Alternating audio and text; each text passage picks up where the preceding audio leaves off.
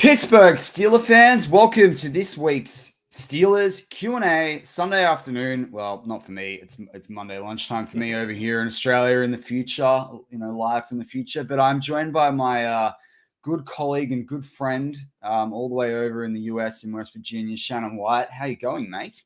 I'm doing great. So you're in the future.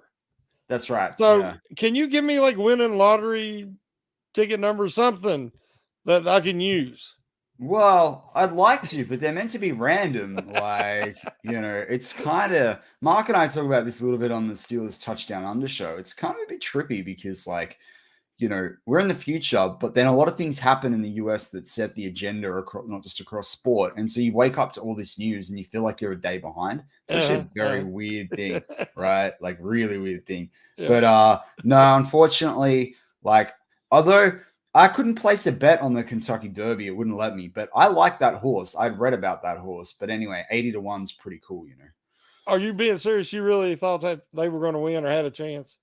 Oh, I had a chance. I've bet on horses before with a wider chance than that. But I don't know if I mentioned that we're allowed to talk about betting in as part of Behind the Street Curtains. So that's a conversation for another time.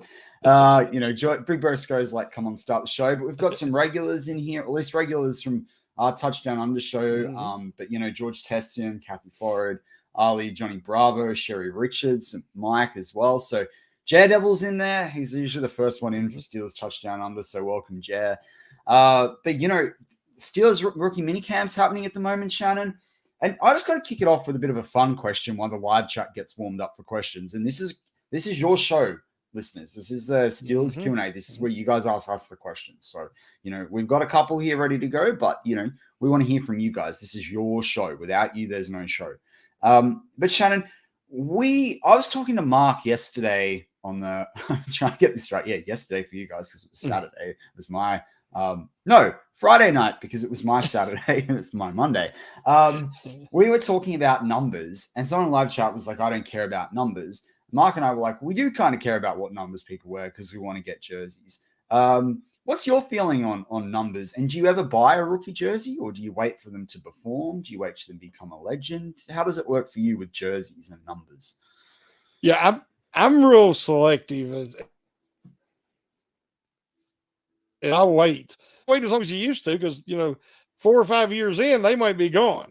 Whereas used to, you kind of knew a guy was going to be around for a while. But I'm just dating myself there because I'm old. But no, I always wait till they've established themselves. Usually 2 years, and you could tell that it's somebody you really rooting for, and then I'll look into buying the jersey. So, but I've never got a rookie jersey. I'm not that confident. Big Bro Stroh asked a question that we can't repeat. But yeah, it's funny you say that with confidence, right? So I had a Steelers package that I ordered. And with COVID, you've got to order everything, a little bit longer. And the easiest way, because for us, it's 50 US shipping to ship from the Steelers Pro Shop, right? So I usually shop at Fanatics. So I did this order last year. Way early in October, November, so it would arrive for Christmas. And I thought I'd order this big pool of stuff, and then people in my family could just pick what they wanted. I'd get it delivered, they could pick what they wanted to give me, and then I'd be surprised on Christmas Day, and whatever they didn't get, they'd give me the money for the stuff that they wanted, and then I would just have for me whatever they didn't, right? Anyway, so that package ended up getting lost, but in that package was one of those legend jerseys. I call them the legend jerseys, but they're kind of like a t-shirt jersey, and there's a Claypool jersey. And I ordered it a few days before Claypool had the big issue against the Vikings. Anyway, eventually I got refunded for it, and then it showed up, and the website was like, no, you can't, it's too expensive to ship everything back, so don't worry about it. You can just have it as extra stuff. But now I've got this Claypool jersey that I don't want to wear until he proves himself again. I've got a Juju stitched, color rush jersey as well. So I'm now debating, do I get Calvin Austin put on the back of it? I don't know. So it's all sort of an interesting sort of environment. Eric asks a fun question. Yeah. I think Eric and I do a bit of Twitter together. But Shannon, can you shave your beard so you have the Pickens goatee, please? The other day, they was showing pictures from the first day of rookie camp. And he's standing there doing interviews, and he's got 4 or 5 long hairs right here on his chin. And that's it. Not everybody can grow facial hair. And I love this kid. I think he's going to be a star, and I'm rooting for him. But I'm like, before you at least be a star before you try to pull off them 4 or 5 little hairs he's got doing there. But I've had goatees, I've had different stuff, but I'm going to stick with the beard right now. Yeah, it's so like I'm quite famous on the BTSC Slack channel for the mow that I grow during November, right? And I grow it pretty quick, and I grow it pretty thick. But you and I are Yellowstone fans anyway. So my partner, fiance, she, always says to me, "Oh, I don't know, like a bit of stubble, mostly clean shaven." Well, now since Yellowstone's happened, now I'm allowed to grow a beard. Now I'm allowed to grow a mow whenever I like. It's just totally changed everything. A lot of us are, our wives will buy a lot of our clothes, obviously, or our fiancés, girlfriends, whatever. And so now you'll come home and there's, some Wrangler jeans on the bed and some, they're giving us hints is what it is, because of Yellowstone, and of course I love that show anyway. So that's great. I said, if she's trying to dress me like Rip, I'll take it, Well, I've got a great question here, actually, and I don't think they realize it's a question, but I'm taking it as a question. And that's from Blizzard Gang Gaming, and they say the greatest pump fake the Steelers ever did was having us think they were drafting Malik Willis over Kenny Pickett. I absolutely love that. That was a double jet sweep. That was awesome. I love that guy. I love that. That's better than Ben's pump fake right there. 100%. But you and I haven't spoken since the draft, so I think to kick it off, it's been a couple of weeks. We've all had a chance to calm down. You did a lot of the live sort of reaction articles that were on BTSC about some of the picks. Is there a pick? Which pick? I'm not going to say who's the favorite pick, because I think there's a lot of commonality for a lot of people. But who's the pick that you think, if you had to put money on it, we're talking about betting earlier, who would you put money on to surprise Steeler fans the most? Well, first off, this gambling situation, I think you have a problem. And before you can fix this problem, man, you got to admit this problem, to seek help. And I'm there for you if you need me. We could talk off air. But no, as far as which pick that of course, I'm really fond of Pickett, and I'm rooting for Pickett so much because the Steelers really need him to be that guy, being a first-round pick. But the one that's most intriguing for me is Calvin Austin III. Because last year, the Steelers could not get chunk plays. They had no big yardage plays. It was, you look back and the 37-yard run by Harris against Cleveland was the longest run of the season. And, any of the deep passing plays were, 3-step drop, chuck it high, and hope one of them could come down with it, because they didn't have any time with the line. And so I'm hoping that CA3 speed will give them, whether it's a reverse, a sweep, a check down, get him matched up with the linebacker, check it down to him. And with speed like that, you can pick up big yardage really quick. And if you have a ball control power running game, like I hope they can have with Harris, those big plays can make a difference. Yeah, for sure. Yeah, I think you're right there. I think it's sort of how are these rookies going to show out? How are they going to be game changers? I don't know. I'm still interested in DeMarvin Leal. Like, I thought it was interesting there was the press conference with Mike Tomlin at rookie minicamp, and they said, oh, Leal's talking about putting on weight, because you guys want that. And I thought it was interesting what Tomlin said was like, I don't know about, there's always the they that want people to do certain things and they tell draft picks what to do. And he's like, we actually don't want to put them on in weight, which I found a really interesting comment, right? Now, that's not to say they don't want to play more on the defensive end position versus more of like the, interior defensive tackle and the way they scheme that. I took that as a little bit like, is he going to play as a big outside linebacker? And I know people go, ooh, but like he would line up like that in potential 4-3. So I thought it was there was an interesting comment that Tomlin made there. I thought there was the interesting part of, draft picks being forced to believe all this hype about what they should and shouldn't do. And then I also thought it was interesting with Leal specifically. I don't want to overread into it. I think people overread into a lot of what Mike Tomlin says. But I did note it was quite funny. He was walking past one of the draft picks. I think it was George Pickens. I couldn't quite see the face because it was doing the rounds on social media. and whoever it was basically like, oh, this week's about getting to know everyone and forming strong bonds, that sort of language. And he's just walking past, like, smiling and grinning and all the rest of it. So I think he's really happy with what he's seeing so far. But also the schedule's come out in the last sort of, 4 or 5 days, whatever it is now, with all the time zones and differences. Is there a game on the schedule that you're particularly looking forward to, or that you've circled on your calendar? Once I heard that they were playing the Raiders, and this is the 50th year anniversary of the Immaculate Reception, that was they're actually playing the game. I think it's on the 24th, which is the day earlier because the next day is Christmas, and so they'll be playing the game a day before the actual 50-year anniversary. But you know how much trouble the Raiders give the Steelers, and they always have.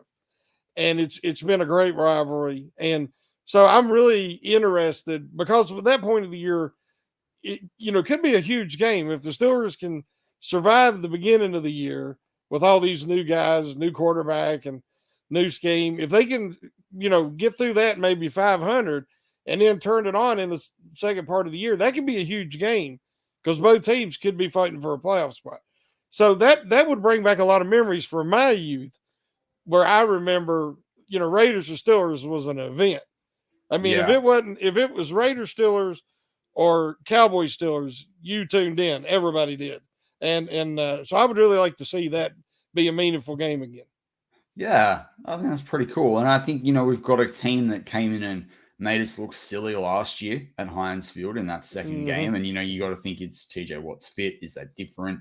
You've got Josh McDaniels, you've got, Derek Carr there. They've gone and got Devontae Adams. They got, Chandler Jones on defense. Like, they're tooled up massively, right? Like, massively tooled up. And so I think it's going to be, if they're delivering and they don't have a major injury, that this could be a serious game, and it could have AFC, playoff potential, implications in terms of who balls out and who wins that game and where they go for the rest of their season. So it's going to be pretty interesting, particularly for the Steelers, because the AFC North is setting up like the AFC West as being one of those divisions that sort of eats each other, where you might only have the person that tops the division make the playoffs because it's just going to be so hard to, get enough wins to make it into the playoffs. So it's pretty interesting when we look at that. I guess some of the other things, and as I say, this is still a Q&A show. So anyone in the live chat, feel free to ask us a question. This is what we have this show for you guys there. Have your feelings changed since, a couple of weeks on from the draft, we were a bit on from free agency. They went and got Kazee. How has your feelings changed about the Steelers prospects? Mark and I did a bit of a schedule and way too early schedule and record prediction on Friday night show. And we had pretty high expectations of the Steelers, but I think it's just that's a reflection of some of the positivity. Do you have a range that you think their record could fall within, or at least have your, thoughts about their prospects changed at all? Was Mark 13-4? He was 13 or 14. 13 yeah. Hey, I love positivity. I am an optimist, and my thing is I'm concerned. Ben is no longer around, and he was clutch. And so many times you get used to having somebody, and the Steelers like, okay, we get in the fourth quarter, it's a close game, we can win it. Well, now you're going to have other teams that's going to have clutch quarterbacks, and the Steelers don't know. Trubisky, I think it's great to have Trubisky and Pickett and if it's Rudolph. If you have those guys, you don't know if they're going to be clutch or not. Yeah. You don't know until you get there.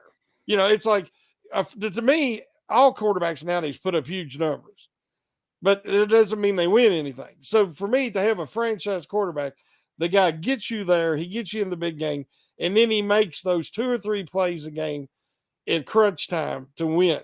That is a franchise quarterback. Some teams have them right now.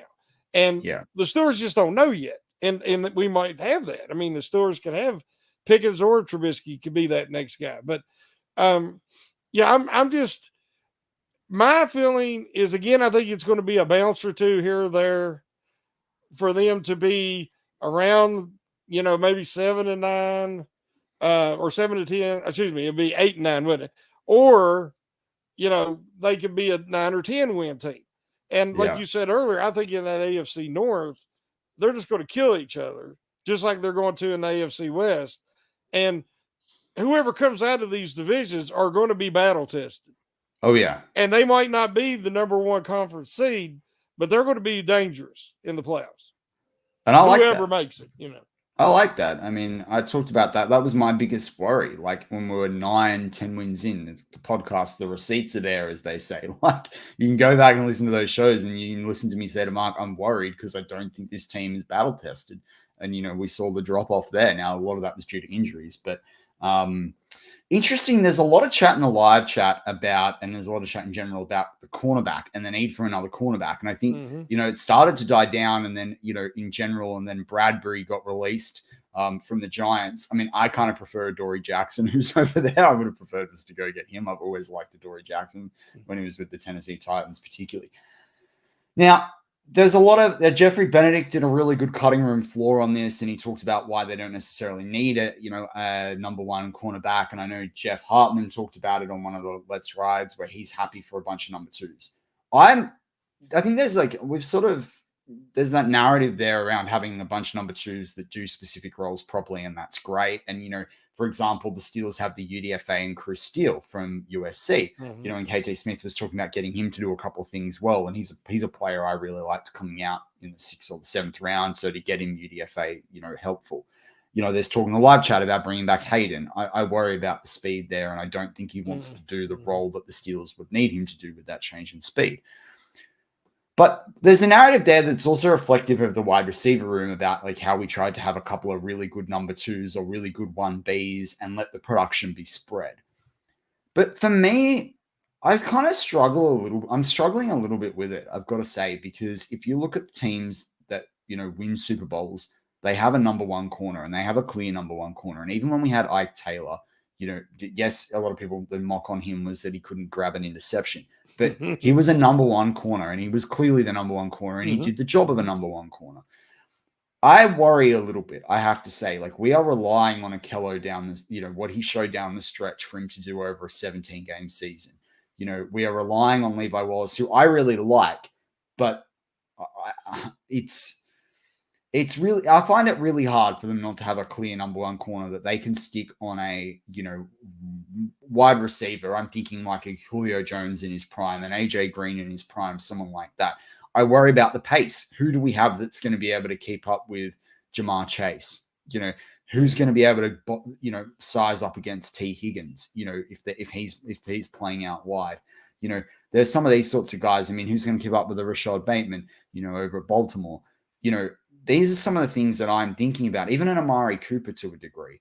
And so I wanted to ask you, because, the live chat's really asking this about a cornerback and whether it's Bradbury or someone else. This is the biggest question mark on the team right now for me, because we're going to rely on our defense. As you said there, we don't know about the clutch in the offense, but we're going to have to hold teams to low scores. Well, how are you feeling about the cornerback position? I'd said earlier, I think that they're in as good a shape as they were last year, because heading into the season, I'm a big Joe Hayden fan. Yeah. Forever, but was concerned about his age, and if he loses a step, would he still be able to be that what they consider their number one guy? And he definitely had the injury.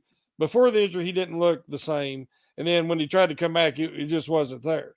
And so they're leaning on Witherspoon a lot. But, it's not like whenever he's been counted on as a starter, not a number one.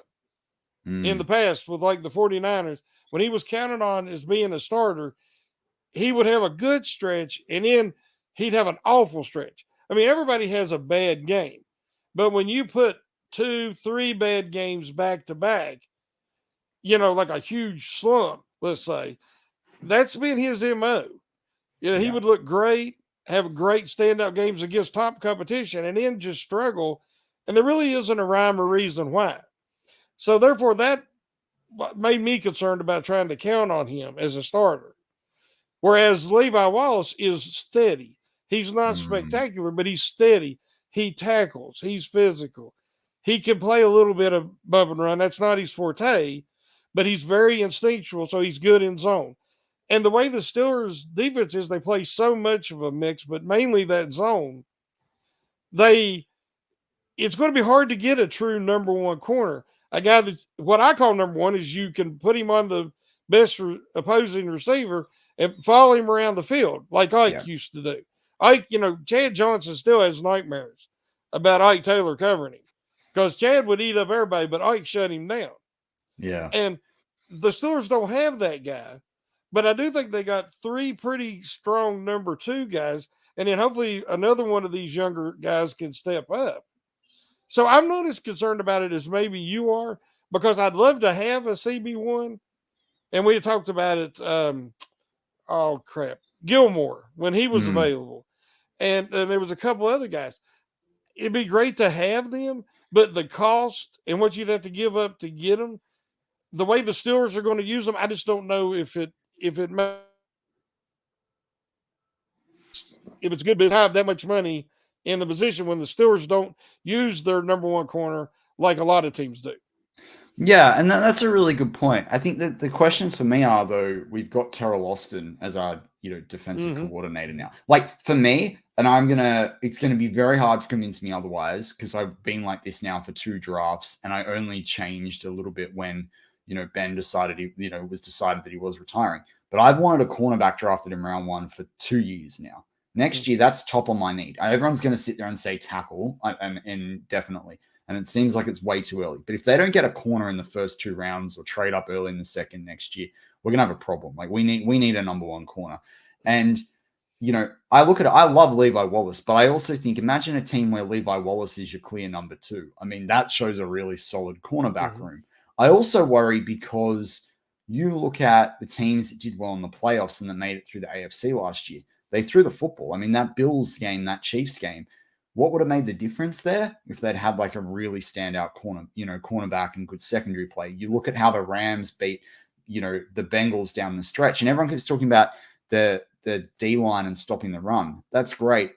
But if, you're coming up against a Patrick Mahomes, a Justin Herbert, an Aaron Rodgers, they're going to throw that ball and they're going to throw it deep, and you got to be able to stop that. So I know that we've got safeties that can cover that and all the rest of it. This is what I need to see from them in preseason. I need to see that they're showing up there. I need to see that they've improved. And I think it's going to have the biggest bearing on how we go the first 6 weeks of the season. I want to ask you a question too. It's kind of a 2-parter. Yeah. If the Steelers could have had a top 10 pick, to me, Sauce Gardner was the only guy that I considered to be a lockdown corner, that I had faith in being a lockdown corner. I wasn't as sold on Stingley as a lot of people. No. And I thought Booth was late first round at the earliest. So because of that, I thought Sauce would have been the only guy. So again, a lot of years, there's only one guy, let's say in that top 15, 20 picks, that you could say, well, this guy is more than likely going to be a CB1. So that's why it's hard to predict. You said some people might say tackle for next year, but that remains to be seen till we see how the guys do this year. Correct. But cornerback 1, Sauce was the only guy. Then, not every guy who's going to be a good fit with the way the Steelers run their defense. So if you could have picked anybody at 20, was there a cornerback there that you wanted? Or was there a cornerback in free agency that you thought was a good fit with the Steelers to be a cornerback 1? That's a good question. I really liked Dante Jackson out of Carolina, and I thought he was, when Gilmore came in, he was the odd man out. And I found it interesting that Gilmore left and they ended up re-signing Dante Jackson. I thought that was quite interesting. So I liked him in free agency. I stick by that. I think, as a cornerback 1?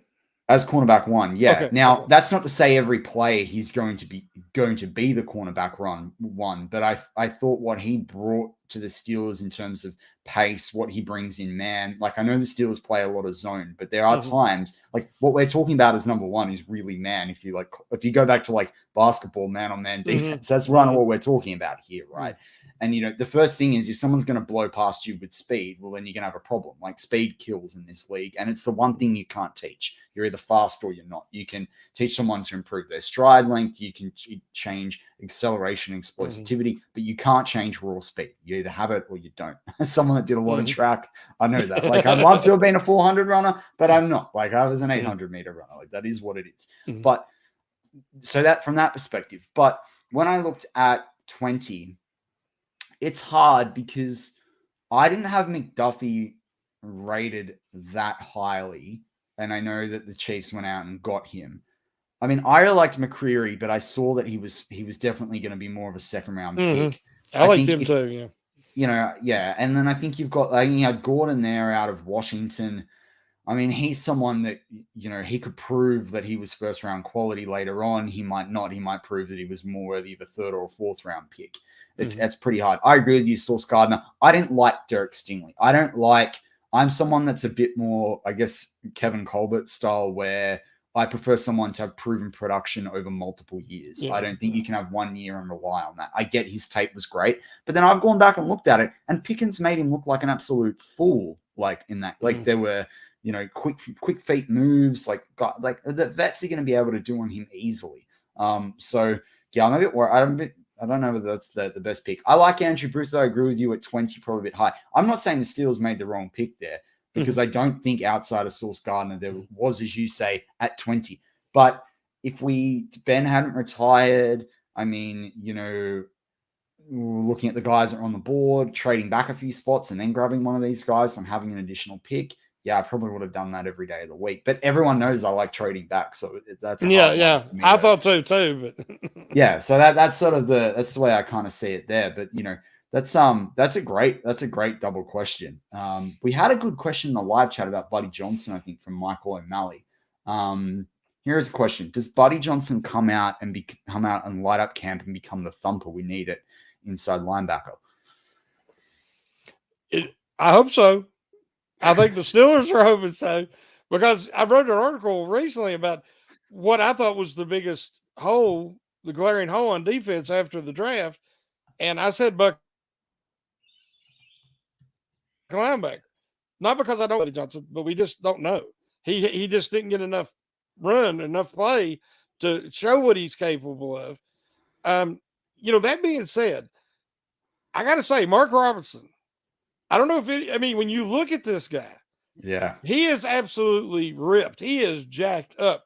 34 reps at 225. Most NFL offensive linemen can't do 34 reps at 225. He is absolutely a beast. And when you watch him, he's 1 year playing in the SEC and almost 1 year at inside linebacker. He plays buck linebacker, even though he's 5'11".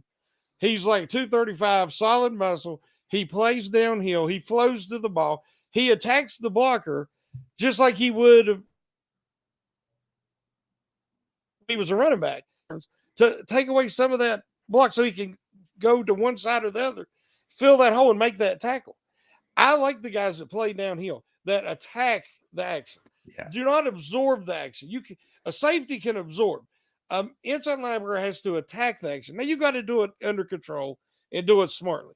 But last year, Bush was just standing back there running, laterally and getting caught up in the wash. It would not attack that line of scrimmage. So I understand why they picked him in the 7th round, is because of potential. But I love how he attacks that line of scrimmage, some people, in my opinion, and maybe knock a guy like Marcus Allen or Spillane off the roster to acquire his spot, because he's going to be a special teams demon. And he is the only guy, and hopefully Buddy Johnson will do the same thing, that attacks that line of scrimmage. And that's how a Steeler middle linebacker plays. Oh my gosh. If we can find a way to cut Marcus Allen, I'll be thrilled. I cannot understand this. I know I should be hopeful for every NFL player to have a great career, but that is a guy that is milked money off the Steelers. Like, it's worse than Dan McCullers. Like, it's just no. Like Dan McCars could stand in front of someone and like they'd fall over, like he's that big. But don't even start me on Marcus Allen. We'll be here for another hour and a half. Brian Brown brings up James Pierre. Now, we talked a lot about cornerback, and there are a couple more questions. That's my guy. That's my guy. That is your guy. But it's so Shannon and I agree on a lot of things, the vast majority of things. James Pierre is someone we have very opposing views on. So I just want to ask you very quick fire. Do you think he gets another shot this year, a two-parter for you? And do you think he can, find a way to be, a top 3 corner for the Steelers, or is he gone?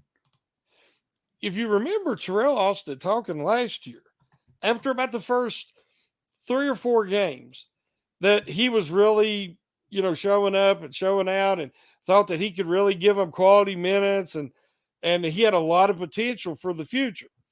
And then he got burnt deep against the Bengals the first game against Chase, and he got burnt 2 or 3 more times because that is his weakness. He doesn't have top end speed. And in college, and he hasn't done it yet, he is a very physical attacking the running game, taking the line of scrimmage. When he's trying not to get a penalty, but if you don't have that top end speed, you got to be a little physical. Yeah. So when he would try to be physical, he would miss. If you watch the 4 big pass plays he gave up, he missed his jam, and then they left him behind. And of course, the one T. Higgins just jumped over him, and he lost the ball. But after that game, he got in a major doghouse and never got let loose again. Who let the dogs out? Nobody let Pierre out again. He was stuck in that doghouse. So I would like to see him, show what he can do, regain his confidence that he lost there, and be at least somebody that you can bring in. But now he's got some competition. Guys you've mentioned that they brought in, they just signed a kid out of the rookie camp. So there's going to be a lot of competition for him and Lane this year. Yeah, I think Lane's another. Lustin Jane is like a whole another. Did you call him Luster Jade? Oh, Lustin Jane. That's what Jeff calls him after his like the Twitter argument. I ain't heard that one. Oh, you haven't heard that one? Oh, No. yeah.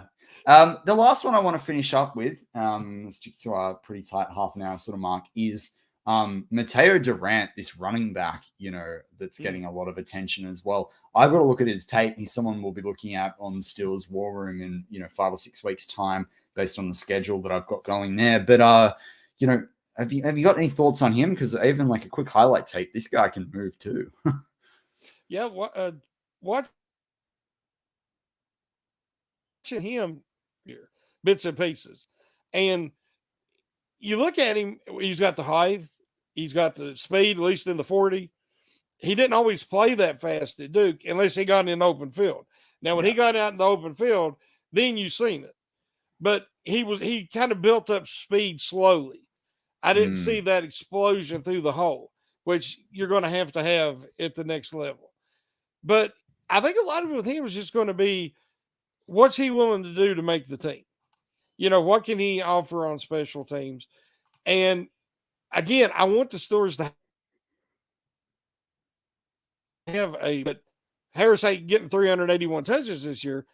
But 2 things is, will Tomlin and them use a backup 2 if they have one? And because Durant, to me, if he's willing, he went down a little easy in college, in my opinion. He wasn't a real physical runner. Something he's going to have to be at the next level. If he is willing to put that head down and can stand the beating and the punishment, he could surprise them, because that number 2 position is wide open. Yeah. And I had said Tariq Cohen in an article this past week. Great article. Bring him in, kick the tires on him, and see if he could be. And maybe they would be more apt to use him in Canada's offense, with him being like a polar opposite of Harris. Yeah. But they really need to find that number 2 guy. Yeah, and I mean, one thing I did see, I bought Pro Football Network's draft guide, and they did a scouting report on him. He wasn't in their top ranked players, but he was sort of in that outsider cohort. I did talk about, him being a solid receiver out of the backfield, and his ability to cut back. But as you said, it's that explosiveness through the gaps that's going to be interesting to see whether he can bring that. But yeah, they do need that number 2. And it's like you and I have talked about before on different shows, it's so open because we don't know what we have in Anthony McFarland Jr., because he just trips over his own feet. I hope he sort of fixed that up. It's kind of crazy. He's got to be hearing footsteps. Oh, he's got to be looking over his shoulder like, oh crap, there's some guys going to take my job. 100%, 100%. Yeah. But someone to wrap up the show, Javier Mori says, it's so weird that Big Ben's gone. We are going into this is the first time we've gone into an off season in years, and you look at no Big Ben. Do you think that's my final question I want to ask you as someone that's watched the Steelers, since day dot, in your lifetime, does this Steelers team have enough people within those rooms, like your Cam Haywoods, your Minkas, those sorts of guys, your TJ Watts, to carry that culture? Or do you think that there's, a bit of work to do in that respect within this team? There's been a lot of people talking about the Steelers culture is dead. It's not what it once was. But if you listen to guys who have been with the Steelers, have left to go elsewhere, who are coming in now and are just now learning, second, third year in, learning about that culture, the environment, the way the Rooneys run things. It's a business, yes, but they are more family-oriented than organizations. And Ben knew that. That's why they never had any problems negotiating with Ben, because they respected him. He respected the Steelers culture and valued. That's why he played 18 years with one franchise. That just doesn't happen anymore. Yeah. So I think that Cam Hayward, he understands it. He buys in. TJ Watt, all these guys. TJ even, that could have got really ugly, those negotiations. Oh, yeah. But they handled that about as well as you can in the modern NFL. They've showed a tremendous amount of respect. The way they handled the Shazier situation. Yeah. And guys know that. And they recognize that. Free agents, prospects. Mike Tomlin, the family, he's like a father figure to a lot of these guys. Yeah. And, they people do want to come and play in Pittsburgh. So I think the culture is fine. And I think that they have the ability, if things come together this year, to surprise us all. Well, maybe not Mark, because Mark says 13-4, but surprise me. Let's put it that way. But yeah, I'm excited. I'm looking forward to this year. I'm going to miss Ben like crazy. Everybody knows he's my favorite player, but it's exciting. The unknown. This is the first time in almost 2 decades. Yeah. And so there's excitement there. And if you look at it that way and be optimistic, I think we can have a great season and have a lot of fun. And, that's what it's all about. If you don't enjoy it, don't do it. 100%. 100%. I don't think there's a better way to end the show, to be honest. You said it right there. But Sean Manahan throws Chittles in the tip jar and says Tomlin's the father to several sets of bros. Agree. We are so lucky to have Tomlin. And anyone that thinks otherwise, well, as Mark likes to say, you can go kick rocks. But with that, I think we're going to close out this week's Steelers Q&A. Shannon, you can shut the show out like you always do your shows. Oh, okay. You want a little bit of that, huh? Yeah, I always like. Now I know we went over a little bit. I take full responsibility. I get talking about Steelers. We have a good time. Enjoy all the comments and appreciate all the people, asking questions and making comments. So that's on me. But to close out, we'll do a little Ric Flair here for you. Woo!